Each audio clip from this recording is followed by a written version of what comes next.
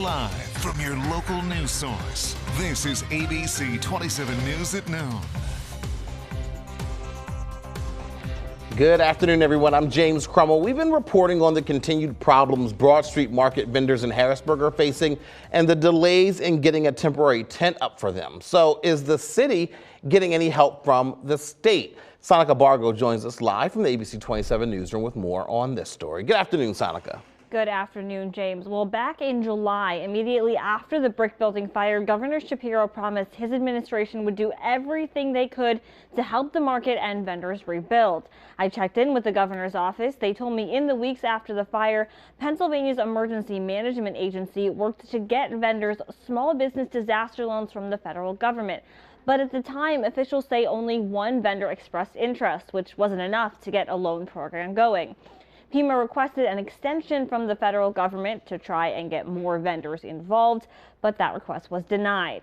Right now, the state is letting the city take the lead on rebuilding. They have a staffer who's in regular contact with the city, and most recently, the state did help facilitate PPL setting up basic lighting in that temporary tent there. The Ag Department is also involved. It has money for grants vendors could apply for, but it needs state lawmakers to act before that money can be distributed.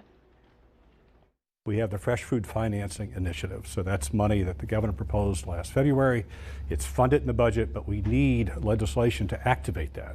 So that was one of the things we were hoping would happen before the legislature adjourned here. Our intention is to help them rebuild, to get back in business. We love that market.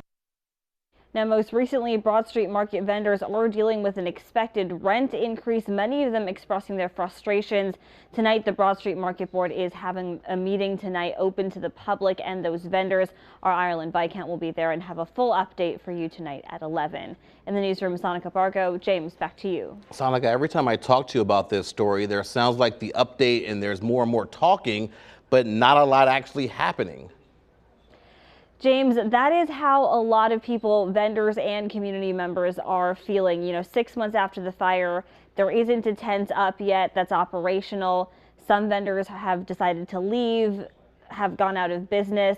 Basically, people are really frustrated, and a lot of people have told me, both vendors and community members, that they plan to be at that meeting tonight and are hoping to get more answers from the market board as well as city leadership tonight. Absolutely. We'll see what happens at that meeting. Sonica Bargo live in the ABC 27 newsroom. Thank you so much for that update.